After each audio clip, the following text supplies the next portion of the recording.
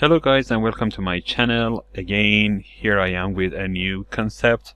The concept is almost newer than previous concepts. It's called OSPF multi-area, and this is actually a new RFC. I don't remember the RFC number, and it doesn't really matter in this case, but what matters is the understanding of the concept.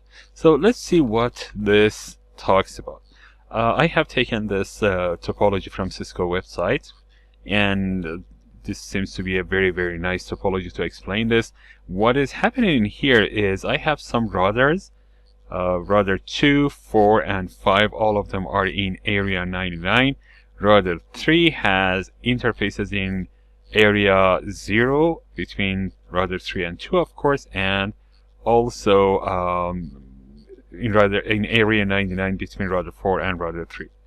So basically, you know that the traffic tends to go intra area. If there is a direct path to the destination, intra area is going to be selected over inter area. So we have area 99 here. So the traffic from R5 to R1, which has a static route set on R2 to get to there, that is going to go this way. It's going to go through R5 to R4 to R2, and then it's going to be directed to R1. It's again because all of this path is inside the same area. Now, even if I just increase the path cost here, that is not going to reroute this way, and it is not going to go through area 0 to go to the destination. That is because, again, intra-area routes are going to be preferred over inter-area.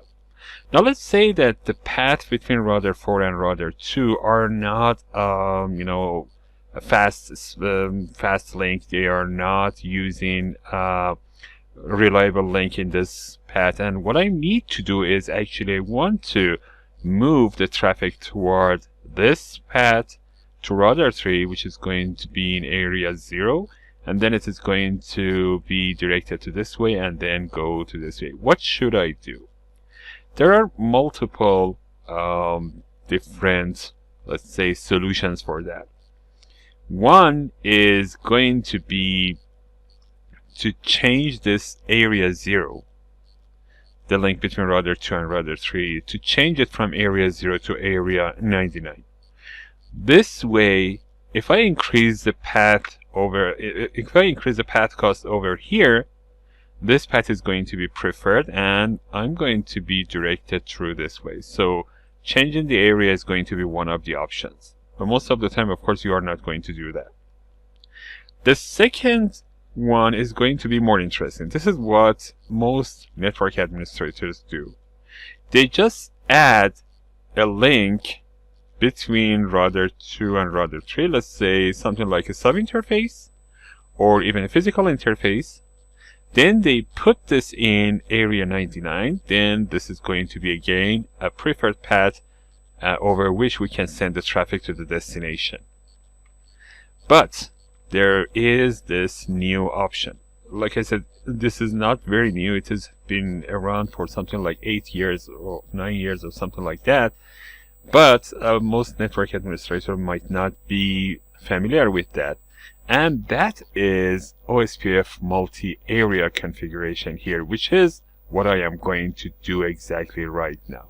And this is just one line of command. That is not something very complicated, just one line of command, and that's going to be interesting. So first of all, let's start with the trace route from router 5 to router 1, and to get to here. The configuration is pretty easy. Router 2, router 4, router 5, these are in area 99. Router 3 has interfaces in area 0, area 99. Router 1 is going to be, let's say, an external device. So this means that router 2 is going to be ABR to area 0 and area 99. At the same time, that's going to be ASPR because it is connecting to an external let's say network, which router 1 is going to be treated as external network. So let's go to router 5 first of all. I'm going to do this. So first of all, what I'm going to do is to show IP route.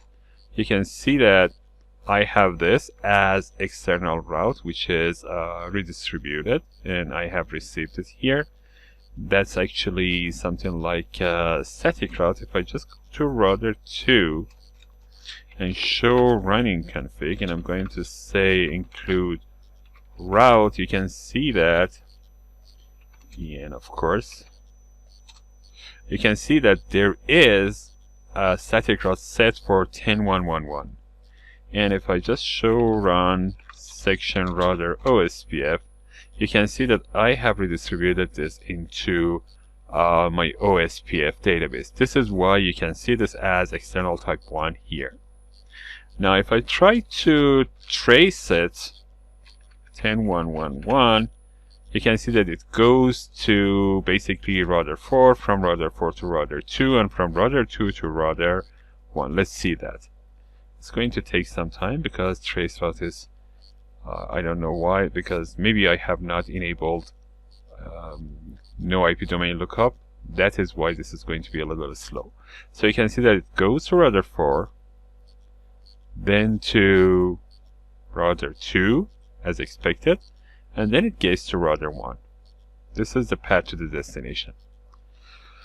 Now I'm going to show you some more commands here. So you can see that this is router 1, that is the destination for me. Show IP route 10.1.1.1. It says that the best path is going to go through router 4. And then if I just show IP OSPF, I'm going to say border routers, right? Because I'm going to show you what border routers I have. One of them is going to be router 2, and one of them is going to be router 3. Router 3, of course, is here. This is, for now, nothing for me, but router 2 is going to be more important. And the most important part for router 2 is not only it is an ABR, it is an ASPR as well. So this is what I have for now. Now let's do something. Let's go to router 4 or router 2 and increase the cost for this interface. So if I just go to here, basically it says the metric to the destination is going to be 40.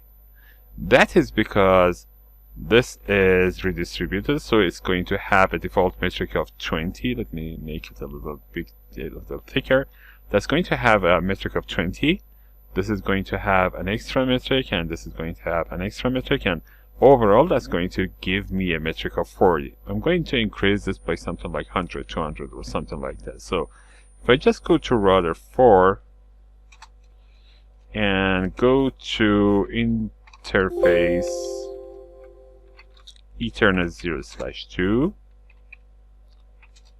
I'm going to say IP OSPF cost, and I'm going to have it something like 1000.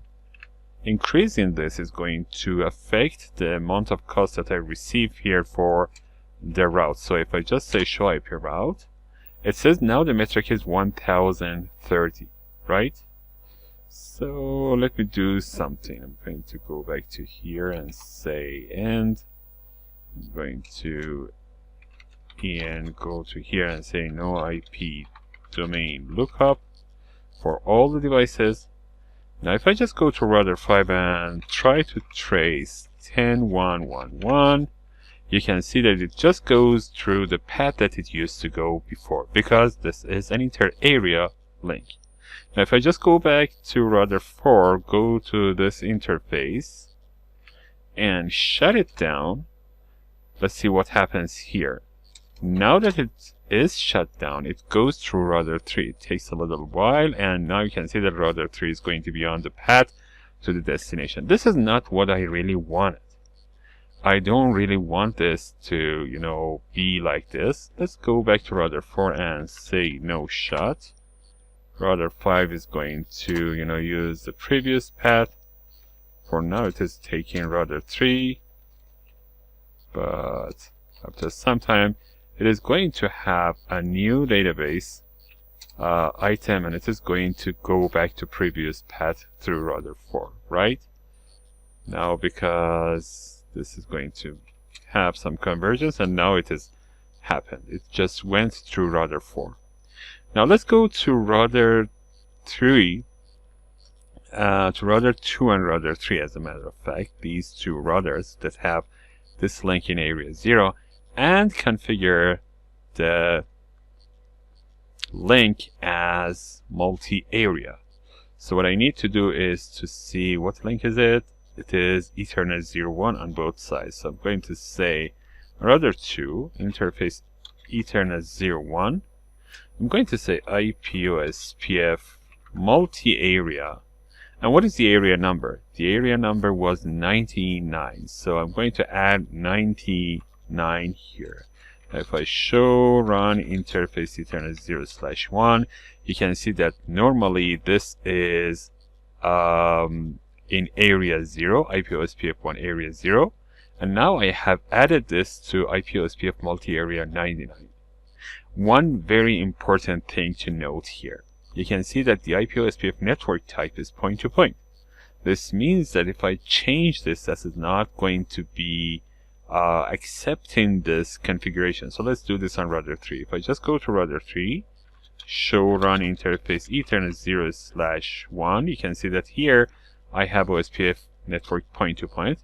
If I just go to interface Ethernet 0/1 and say no IP/OSPF network point-to-point, and then say IP/OSPF multi-area 99, it is not going to work.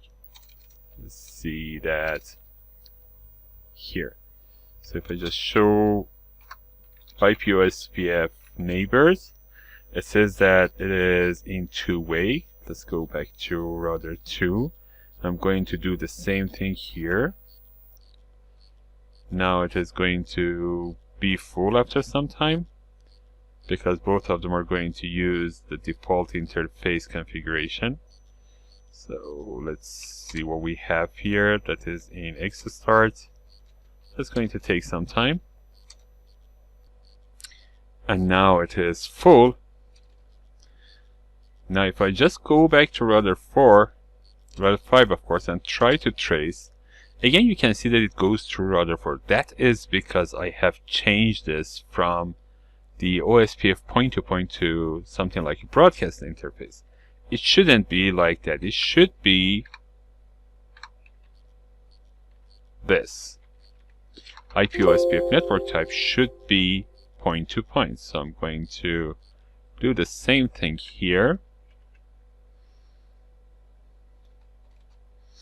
I'm going to save everything on all routers. Now that I have the configuration, let's go back to router 5 and do the trace route one more time.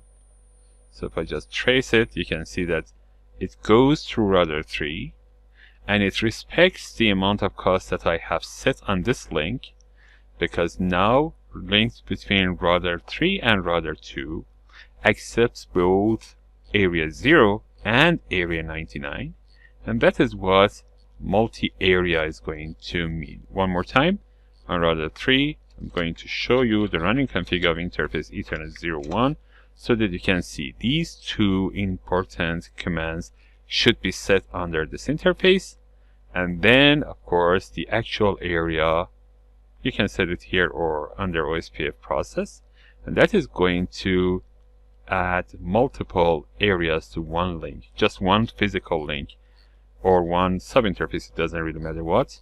You don't have to have an extra interface, you don't have to have an extra subinterface, you don't have to have the area number changed.